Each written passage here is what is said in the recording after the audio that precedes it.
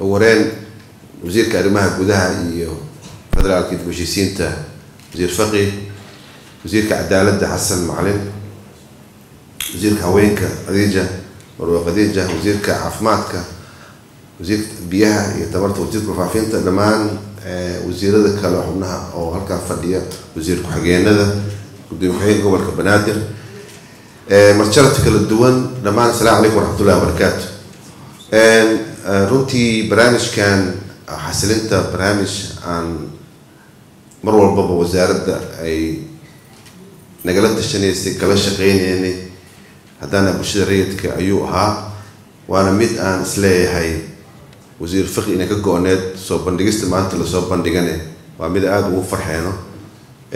mar haddaan talooyin badan aan ku lahayn hirgelintiisana aan diyaar u nahay inaan qayb ka qaadano si uu u noqdo mid taabagalo dagaalka ama dowladnimada ma aha oo kaliya isticmaalka ciidanka militariga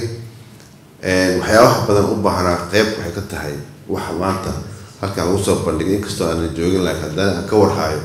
wuxuu xambaarsan yahay qorshahan waana mid kaabayo runtii sidii dowladnimada ku gaari lahayd meelaha hadda aysan ka jirin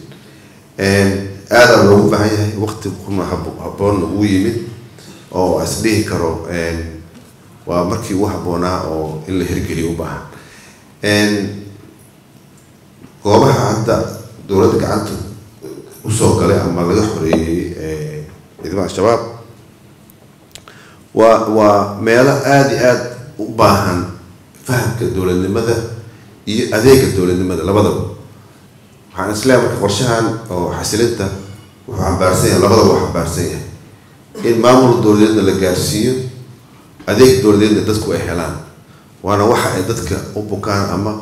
ay u dhibaataysan yihiin runtii meelaha hadda ka jiraan dhibaatooyinka waana aadan maarata ugu hambalyanayna arrintaas waxaana ballan qaadaynaa haddaan nahay bulshada rayidka inaan kala shaqeyn doono wasaaradda iyo wasaaradaha kaleba hirgelintiisa oo aan xaqiijino inuu noqdo mid taabagalo oo muhiimadii loo diyaarin laga guulgaaro inta ayaan kusoo gabagabeynaa warkayga wasalaamu calaykum waraxmatullahi wabarakaatu aada u mahadsantihiin